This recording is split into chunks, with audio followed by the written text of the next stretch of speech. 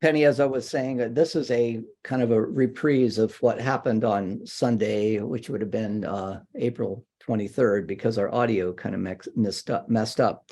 But to remind those who might be watching and those who are with us, what we've been doing over the Lenten season is looking at the confessions of the church. We started with the Nicene Creed, and we moved all the way up to the Barmen Declaration in the 20th century and the 1967 Confession of Faith. And we've been looking at theology in the creeds as well as ethics. We saw that, the early creeds dealt with theology. They were trying to understand who Jesus was, trying to understand what Jesus' relationship to God was, dealing with very big metaphysical issues as well as theological issues, like the Trinity, like Jesus being fully God and fully human.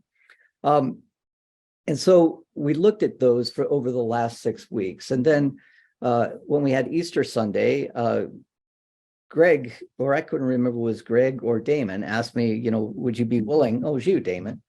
Would you be willing to teach classes on the post-resurrection narratives? And I said, yeah, I would love to do that, especially, to connect it with what we've been doing. So the way this is going to work over the next 3 weeks is today we will look at post-resurrection narratives in Paul, which may seem kind of counterintuitive, but we will talk about that, as well as in Mark. And then on week 2, which would be April 30th, we will look at post-resurrection narratives in Matthew and in Luke.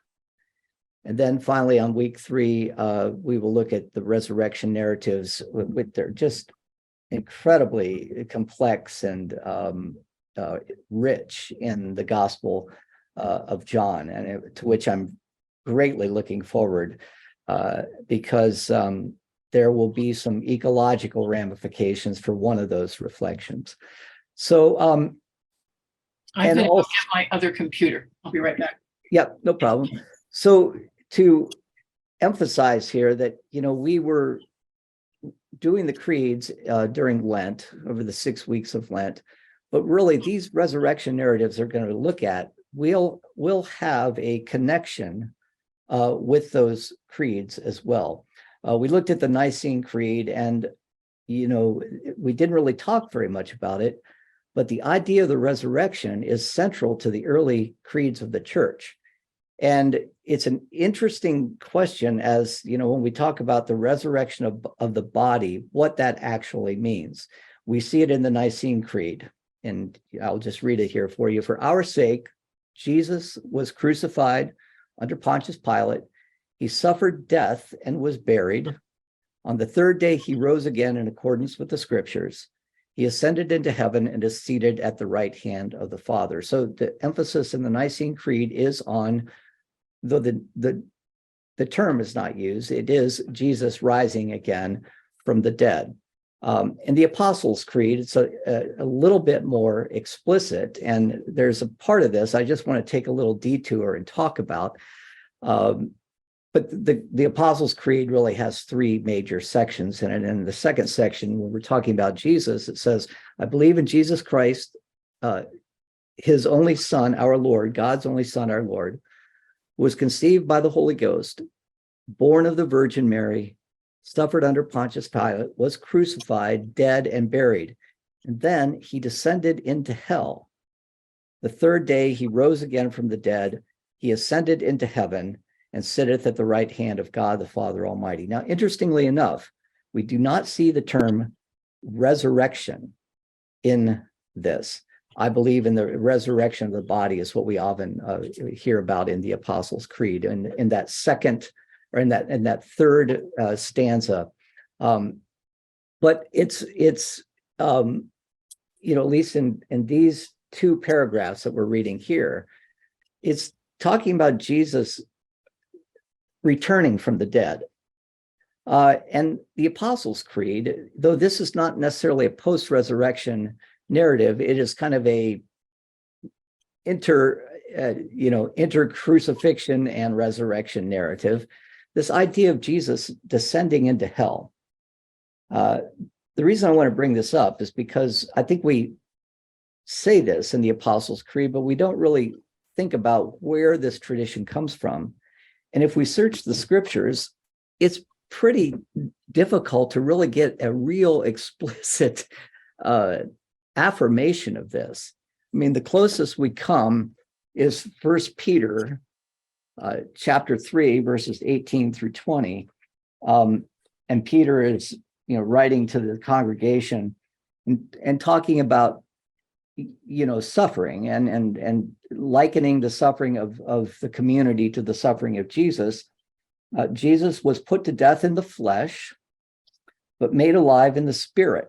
Now, I want to read this because we're going to be talking about this, in the next couple of slides here. Put to death in the flesh, but made alive in the spirit, in which also he went and made a proclamation to the spirits in prison, who in former times did not obey, when God waited patiently in the days of Noah during the building of the ark. So a tradition has arisen, and it's a very, very strong tradition in the Eastern or in the Orthodox Church. That's Orthodox with a capital O, Greek Orthodox, Russian Orthodox, Coptic Orthodox, Syrian Orthodox. This is known as the harrowing of hell. And this is a fresco on the slide by the famous Fra Angelico from the 15th century. The next place we can go, and it's not even as explicit as we saw in 1 Peter, is in Ephesians. And this, of course, is a pseudo-Pauline epistle, I should say, a Deutero-Pauline epistle. The language used, the syntax, the Greek words that are introduced in this epistle don't seem to match up with the epistles that are attributed to Paul himself, which are Galatians, Philippians, 1 Corinthians, 2 Corinthians, Philemon, Romans, and I'll always forget the seventh one. But there are Galatians. Did you mention that? Galatians, Philippians, Philemon, 1 Corinthians, 2 Corinthians, 1 Thessalonians is what I missed. I'm sorry. Romans. Yeah, that was the first. And so right. in Ephesians, it says, but each of us was given grace according to the measure of Christ's gift. Therefore, it is said, when he ascended on high, he made captivity itself a captive. He gave gifts to his people. And I'm sorry, where is this, Dan? Ephesians what? Ephesians 4, 7 through. Sorry, okay, I see it. Okay, sorry. Go ahead. And then there's this parenthetical comment. When it says he ascended, what does it mean but that he also descended into the lower parts of the earth? He who descended is the same one who ascended far above all the heavens so that he might fill all things. There's not a whole lot there that really talks about descending into hell, and certainly not about preaching to the captives there, the captive spirits. But this is part of what happens in that those 3 days between Christ's crucifixion and the resurrection, and this whole theological idea of the harrowing of hell, releasing those who were captive to their own sinfulness, breaking the bonds of captivity and binding Satan. You can see in this fresco that here's Jesus has knocked down the door, and this little creature under here is either a demon. In many of these harrowing of hell images, you've got Satan himself being stepped on by Jesus, like, you've got me. And this was really part of the first theology of atonement. When we ask, when Jesus died on the cross, what effect did that have? I mean, how was it that we were released from sin? Well, the early idea was that Jesus goes and binds Satan so that Satan no longer has control over the earth, and then releases all of those to reaffirm their creation in the image of God and to be one with God once again. Well, that theory of atonement, known as Christus Victor, Jesus as the victor over Christ later falls out of fashion because it has all kinds of problems with it that I won't go into because it's not a post-resurrection narrative. But I do want to point this out in our creeds because I think we gloss over it when we recite the creeds. And it is a very prominent celebration and observance in the Orthodox Church. So can I stop and ask if there are any questions? How is it observed in Orthodoxy? You know, I really don't know, other than that it is a feast day. It's one of those, solemn feast days that is central to the Orthodox calendar. But to ask me the specifics of that, I couldn't tell you. I've never heard of it, so thanks. Oh, the harrowing of hell. Yeah, there's some great art on this. There's an artist, Hieronymus. It was a follower of Hieronymus Bosch, who I think it would have been the 17th century, does a great image of this, and I'll show it to you sometime, Penny, when we have the opportunity. Well, Dan, yeah. One thing that just kind of occurs to me, not really a question, as we get sort of farther into the epistles, farther in time away from the crucifixion and Jesus' ascension into heaven, you so more and more sort of folks wondering, well, what about what if we die before Jesus comes back? Yeah. Right. Oh, yeah. And that becomes a big theological question for folks. Right. And it kind of seems to me that within these creeds, a similar sort of response to a similar sort of a question of, well, what about the folks who died before Jesus was here, right? Right. Hey, this is, this Jesus thing is pretty great for us. Yeah. But what about those who came before us? That's right. And there seems to be kind of a theological response to that question showing up there, it seems. And that question was being asked of Paul in 1 Thessalonians. Right. And this is where Paul talks about those who have gone on before are taken up into heaven, that later comes to be known as the rapture. And the other thing that this does, this harrowing of hell, is it connects the Hebrew saints, so to speak, from Adam to Noah to Moses to the Hebrew prophets, Elijah. Well, maybe not Elijah because he was taken up into heaven, but all of the prophets of the past who lived righteously but were still bound by sin. They are part of this salvific act as well. So it's a beautiful connection with the Jewish tradition. And we're going to see other connections with the Jewish tradition as we move on in our study. But the question about post-resurrection narratives, why are we starting with Paul? I mean, the Gospels come first in the Bible, but as many of us know, and we've talked about in our Sunday school classes and book groups, that if we look at the history of how and when these narratives were written, the first person we should really start with is Paul, because counterintuitive as it may be, Paul wrote his epistles before the Gospels were written. So Paul was writing, and remember, let me show you this map here. Paul went on missionary journeys far away from Jerusalem, which was the center of Jewish Christianity. And this would have been prior to the destruction of the temple in Jerusalem in 70 of the Common Era.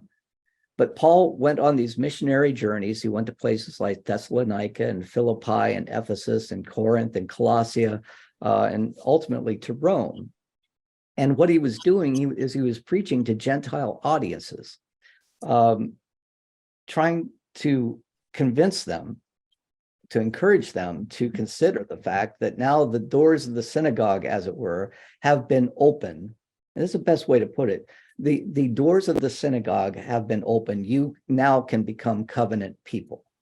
And that creates a lot of problems that Paul has to address. And one of those problems is resurrection. So here's just Paul's missionary journeys all the way over to Macedonia. And eventually he's going to go to Rome, where the tradition tells us that he dies. But what did Paul think about the resurrection itself? And it's really difficult to know, because first of all, what we do know about Paul is that his experience of Jesus was not a bodily experience, or we can't be absolutely certain. Paul did not put his hands in the wounds of Jesus as Thomas did. Paul, who at the time was named Saul, was a very upright and righteous Pharisee, and he was convinced that this new movement called the Way, which had its source in the Pentecost tradition in Jerusalem, was spreading out from Jerusalem. He was convinced that this was, going to be the downfall of Judaism. So he was on his way. Saul was his name at this time. He was on his way up to Damascus to warn the Jews there of this, this heretical group. And he has this overwhelming experience, which is told 3 times in the Acts of the Apostles. It's in Acts chapter 9, chapter 22, and 26, and they're not entirely consistent in the telling. But the thing that's interesting about it is Paul himself never tells this story. This is a story that was told by the author of the Acts of the Apostles, who was Luke. As you see up above, Luke was writing in 85 of the Common Era. And so he's a generation removed from the event itself, which probably would have happened sometime in the 4th decade of do I have that right? The 3rd decade of the church, or of the 1st century, I should say, somewhere around 35, 36 or so. Paul has this experience, so he never speaks about it. Really interesting what happens with Paul is he takes a trip down in to, if you know where Petra is today, the city of Petra, and there tries to evangelize, but then he gets kicked out, and he goes back to Tarsus. And on the map here, Tarsus is, here's Cilicia. Tarsus is that little seaport right there. And there he remains for 15 years. He doesn't do anything for 15 years, which is really interesting. And a lot of people have suggested that, Tarsus, being where it is, was a very multicultural city, and it had a number of mystery religions that Paul would have, had the opportunity to observe and to think about, and to, compare his experience of Jesus to what was going on in the mystery religions. But then, somewhere around 48 or so, he decides to get back on the road and, doing his missionary journeys. And one of the places he goes, you can see, if you can see my little cursor here, is Corinth, another seaport town. And as you probably know, seaport towns are those places where they have a lot of diversity. They also have a lot of licentiousness too. Sailors coming off the Mediterranean who've been out to sea for a month, they want to, sow a little their wild oats. So a lot of drunkenness, as well as a lot of, mystery religious, cultic sacrifices and other rituals taking place. So Paul really had his work cut out for him in Corinth. He establishes a church there, moves on, but then the people in Corinth start to have questions about what is it, that we should be believing.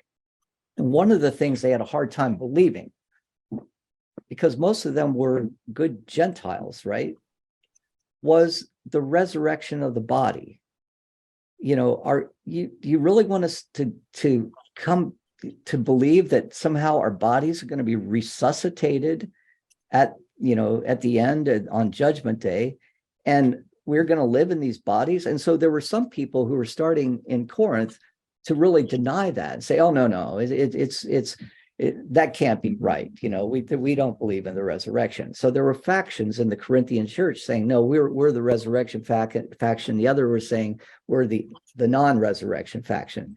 So Paul has to plumb the difference. He has to explain the resurrection to Gentiles for whom the last thing on earth that's appealing to them is coming back into this decrepit body that is going to eventually fade away. So the question becomes, when we talk about resurrection, are we talking about a resuscitation of our body, or are we talking about a transformation into what Paul is going to call it, a spiritual body? And Paul's leaning in this seems to be toward a spiritual body. So let me read this, and then we'll have a chance to talk about it. I hope I can get through all of this. 1 Corinthians here.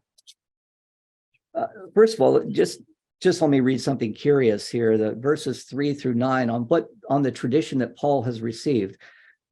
The letter to the Corinthians is also where Paul establishes what we know as the Eucharist, or the communion liturgy. On the night in which he was betrayed, Jesus took bread. We hear that every Sunday morning in our early service.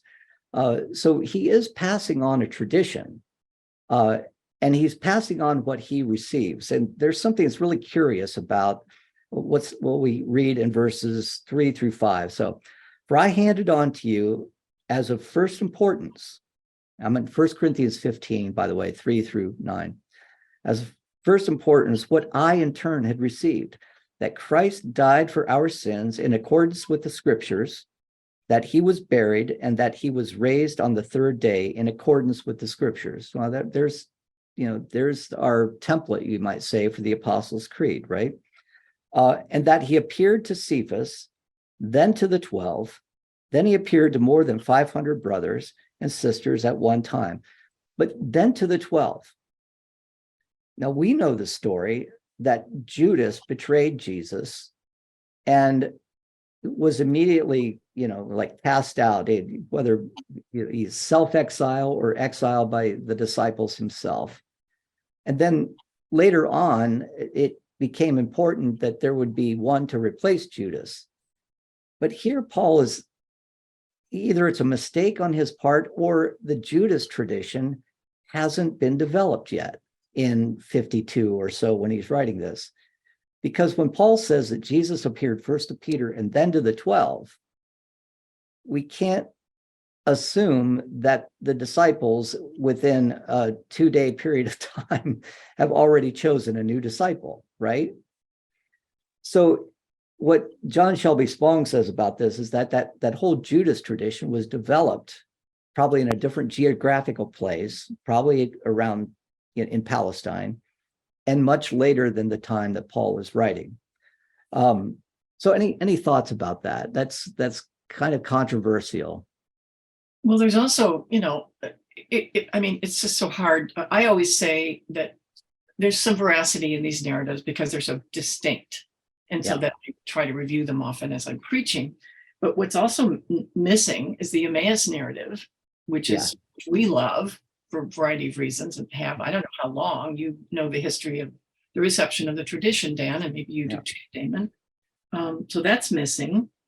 And of course, John makes such a big deal about the beloved, him, and then he really believed, although it's quickly said he had not understood the connections that Jesus would later make, presumably.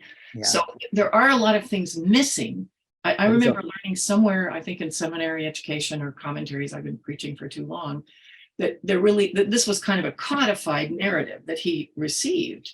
And it's tidy, and it's not respectful of the diversity that we see more broadly. I don't know if you would agree with that, both of you, or Dan, or whatever. No, I think that's what I'm really trying to say here is if those narratives were around, either Paul doesn't want to include them here, or Paul doesn't know about them. Doesn't know them, or doesn't think them to be important. But then what he's going to say later raises all the more questions and when I read verses 35 through 49. But Damon, you wanted to say something?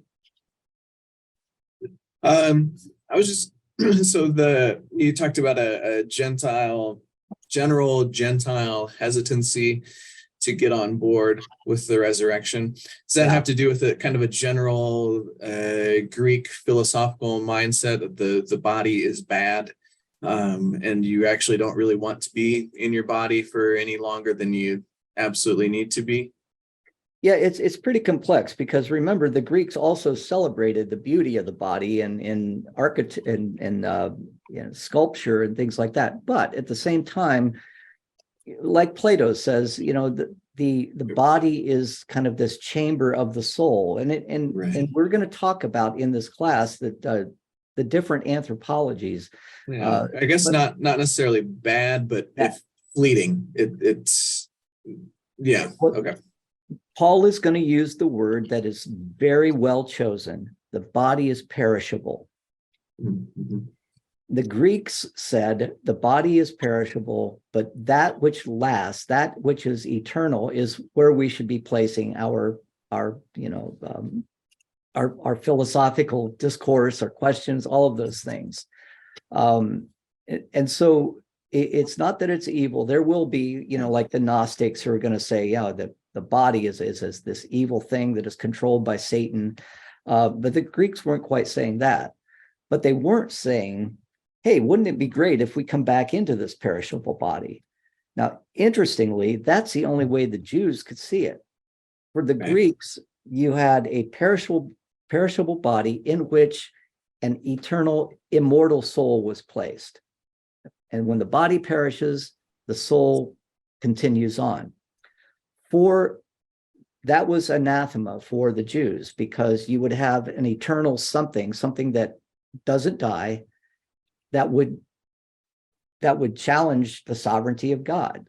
So for the Jews, every human being had to be created, we might say ex nihilo, right? That a soul is created upon, if we want to call it that, upon the conception of that human being. So they look at human beings as just like God in the beginning creates Adam out of the dirt, and then breathes the breath of life into Adam, and Adam becomes what? A living person or a living soul. So if you are going to return to life and have any kind of identity in the Jewish tradition, it would necessitate the resurrection of the body. And that creates real problems for the Greeks. And you can see Paul dancing around it when we read this in 1 Corinthians. And he's trying to address what the Greeks are trying to push, what the Gentiles are pushing in this Corinthian church. But someone will ask, how are the dead raised? With what kind of body do they come?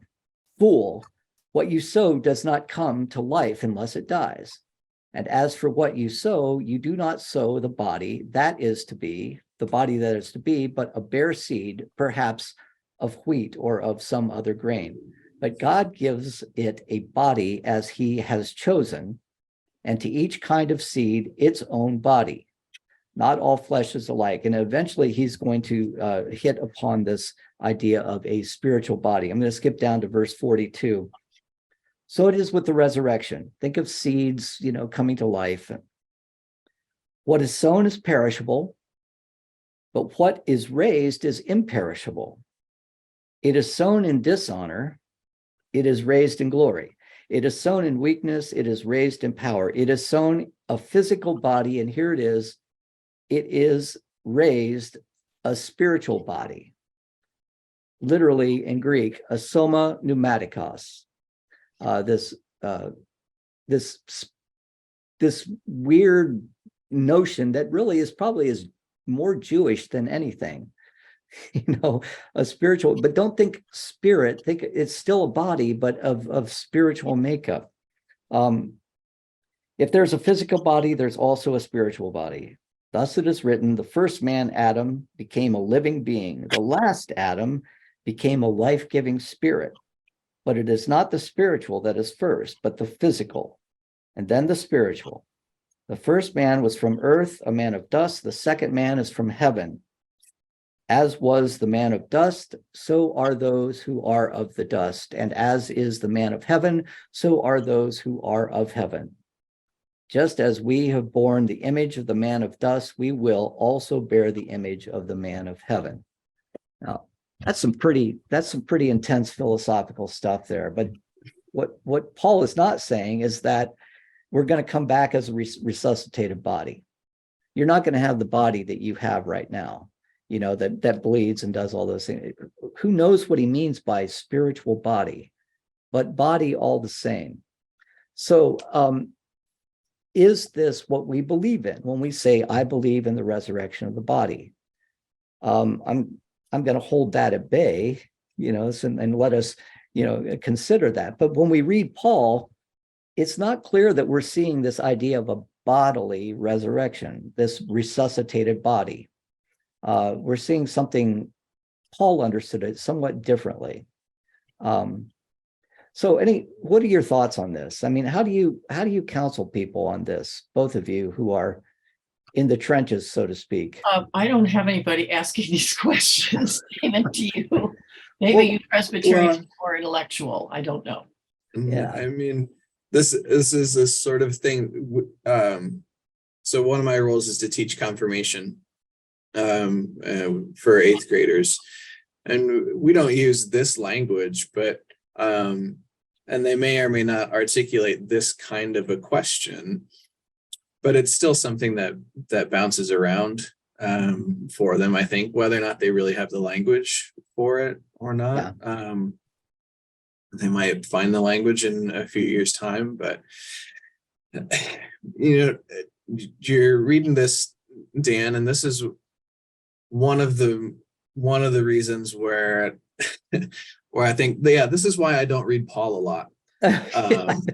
This is why I don't go to Paul a lot. This is one of the places where I get the sense that Paul is making stuff up as he goes, right? Not divinely inspired. Come on. And we trust, we hope that it is divinely inspired. And still, he's very clearly a person attempting to answer a specific question to a specific group of people, and attempting to use the language and concepts that they're familiar with. Right. Yeah. And I'm not those people. I'm not in that place. I don't understand the language and concepts that they did as well as I assume that they did. And it's kind of a place where I find there's room for a lot of mystery. Yeah, right. In this, what is it? I don't know. I know when we get to the Gospel of Luke, at least, the author of Luke puts a lot of emphasis on Jesus eating things, and there being a body. Yeah, right. When he's a physical body and he breathes. Do spiritual bodies need to breathe? I don't know. So what is the resurrection? I don't know. Can I hope ask? It's a continuation of something, but what? I don't know. Can I ask both of you, what do you think the kind of predominant idea of what people believe about what happens when we die? Well, let me first ask two quick questions that have bothered me. Is this okay? Yeah. I decided to go back and read Crossan. I mean, he really changed my thought so much in the 90s.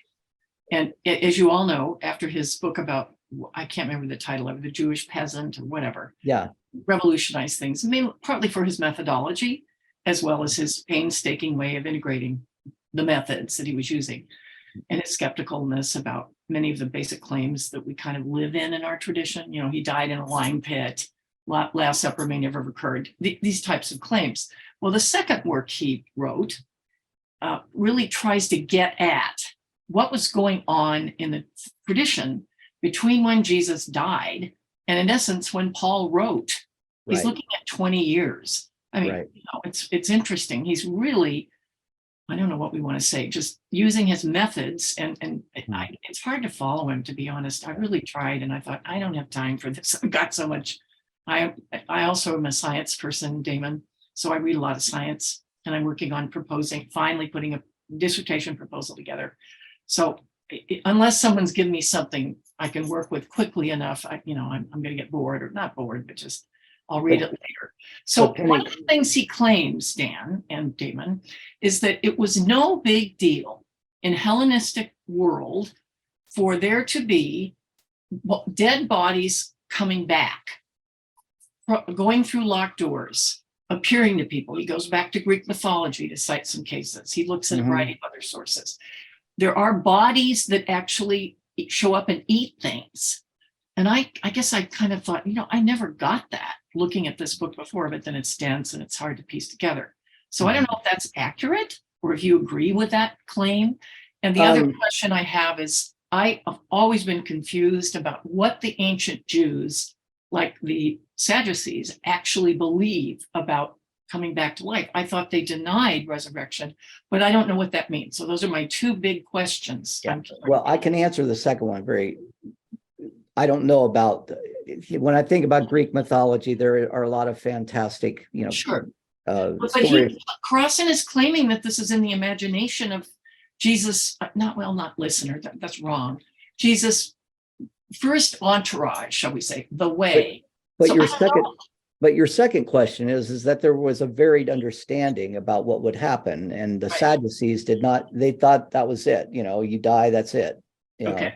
No resurrection. The Pharisees believed in a resurrection. Well, they did. Okay. The Essenes believed that there would be a final apocalyptic judgment. So there's we see a lot of that kind of mixed together in Christian theology. I do want, we only have about 20 minutes. I hate to cut this short. I'll shut up with my No. questions. Unfortunately, I have a meeting directly at 1. So our conclusion about Paul, talking about this spiritual body, this soma pneumatikos, is somewhat problematic. It's not really clear what he's talking about. Things don't get any clearer when we look at the Gospel of Mark, whose feast day, ironically, or I say coincidentally, was April 25th, which also happens to be my birthday. And the irony of that is that Mark is probably my least favorite gospel. It just seems so quick. Let's write this down as quickly as we can. But Mark was probably written around 70 of the Common Era. I think both of you know that, attributed to not a disciple, but not one of the named apostles, but to a person named John Mark, who, Damon, I think once you wrote a sermon about the guy who runs naked through the woods, when Jesus is arrested, and they grab him and he runs off, and they're left holding the towel, and he's wasn't that you? I thought it was. It sounds like something you would love to preach on, that's for sure. It does. I can't officially deny or confirm that. But Mark is a short gospel. There's no birth story. We begin with Jesus' baptism, and that is very, very brief. Jesus, we're told, is baptized by John. He goes in the desert, he's tempted, and he comes back in, and the pronouncement is, the time is fulfilled, the kingdom of God is at hand, repent and believe the gospel. And that it kind of serves as the preface to the Gospel of Mark, where Jesus is preaching in a very apocalyptic way, the coming of the kingdom. But how does this end? And here's the place where things get really problematic. And you probably learned about this in seminary. But when we read the post-resurrection narrative in Mark, we're not given a lot. You should probably remember that Mark has 2 endings to it. Well, actually 3 endings. At least we can overcome snakes. Yeah. We're not even. That's so important. I know you have a lot of snakes in your church, as you testify about your power. I'll shut up. we're not going to go to that place. We're going to go to the original ending of Mark because we're going to stay in the time period in which all the Gospels were written. But Penny, to your point, the ending of the second ending of Mark talks about having the ability to overcome the powers and principalities of evil, you might say, and this is the foundation.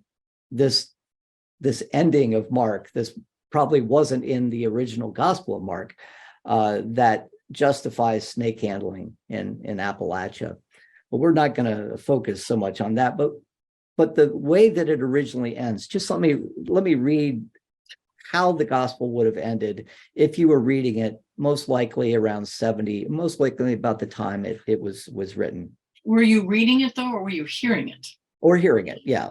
Or there had to be somebody reading it, maybe. Or let's just say reading it or hearing it, how did the gospel end? In 70 of the Common Era. When the Sabbath was over, Mary Magdalene and Mary, the mother of James, and Salome bought spices so that they might go and anoint him.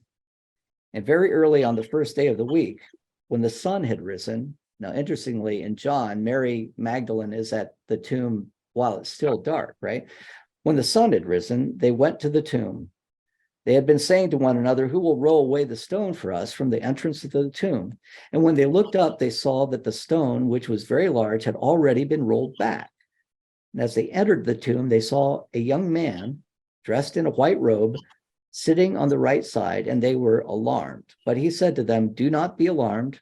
You are looking for Jesus of Nazareth, who was crucified. He has been raised. He's not here. Look, there's the place where they laid him. But go tell his disciples and Peter that he's going ahead of you to Galilee. There you will see him, just as he told you. So they went out and fled from the tomb, for terror and amazement had seized them, and they said nothing to anyone, for they were afraid. The end. That's how the gospel ends. There's no appearance of Jesus. There's a report that Jesus is going to appear, but they don't see a body, you know.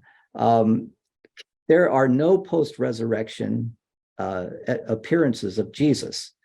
Just a young man dressed in a white robe, who in later gospels is going to become first one angel and then two angels, if I'm remembering correctly. Yes. And an empty tomb and terrified women who, what a terrible way, you know, to end the gospel. They go, and even after this guy has told them, look, go tell the disciples that Jesus has risen and he's going to meet up with you, but they tell no one. We can understand now why later people said, you know, we really need to do something to shape up the end of this gospel. So they added a second ending. Well, there's two endings, aren't there? Or three? Yeah, right. A second ending, I was going to say, was just very short. Right. And this is what it sounded like. I won't read the third one, but listen to how authoritarian this sounds. And all that had been commanded them, they told briefly to those around Peter, and afterwards Jesus himself sent out through them from east to west the sacred and imperishable proclamation of eternal salvation. That's not Mark. This is the kind of stuff that when you're a professor and you're reading a guy's paper and you kind of hear his voice, you know, in the paper or a woman's paper, then all of a sudden you see, you know, language that just isn't their voice. You know, this is not coming from them. And that's what these, you know, these biblical scholars do as well. They look at, you know, they look for consistencies and inconsistencies. But isn't it interesting that the first gospel does not have an appearance of Jesus?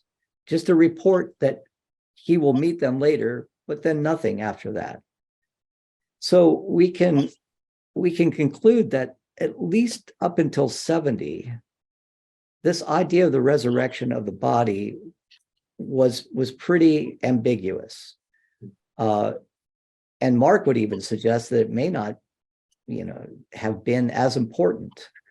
But by 85, when we look at Matthew and Luke, it is going to be important. And we're going to want to look at what Matthew has Jesus say in his post-resurrection experience, in his resurrection and what Luke has Jesus say, and they will reflect the audience concerns of the people reading those gospels.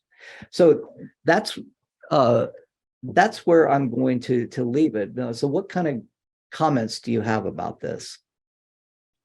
I think it's kind of specifically thinking about this ending of the Gospel of Mark. I had two things. One, shouldn't you have had a plan for how you were going to get the stone moved before you left the house that day? But that's whatever. Yeah, but that's in every one of the Gospels. It's heavy. It's pretty heavy. Yeah.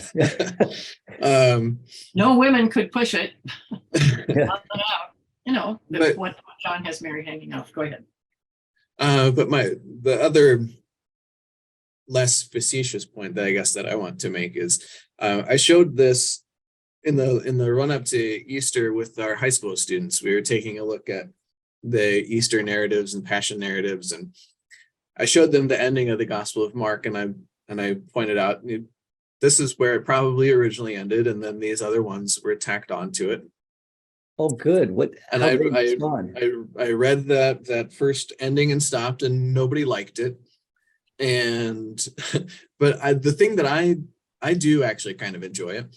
The thing that I like about it is that it gives this. I like this very open-ended ending to it.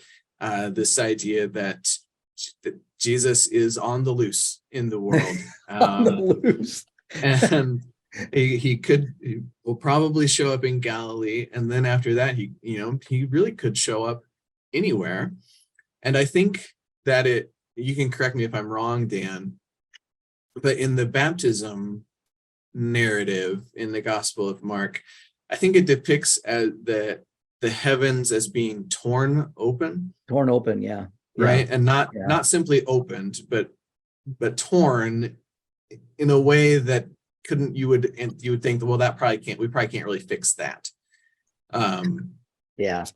Which might also give a sense of now this separation between earth and heaven is sort of permanently destroyed. And God can just be on the loose in the world. And in some ways, I feel that this ending sort of mirrors that.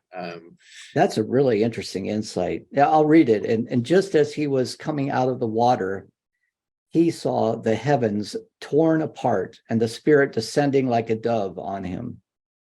And a voice came from heaven, "You are my son, the beloved. With you I am well pleased," which is Psalm 2, almost word for word.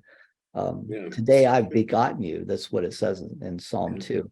There is it's this very vague sense of Jesus is going to show up somewhere, sometime. We don't know where, don't know when, which could also be an effective preaching technique. That's a very profound insight, Damon. That's really cool. I think somebody probably handed that to me in seminary. I don't think that's original to me, but you're carrying it forward. Yeah, Damon is known for some of these things. Anything from you, Damon? No, just thank you. And I think that sets us up well to see how this resurrection tradition theology develops then over the course of the next several generations. So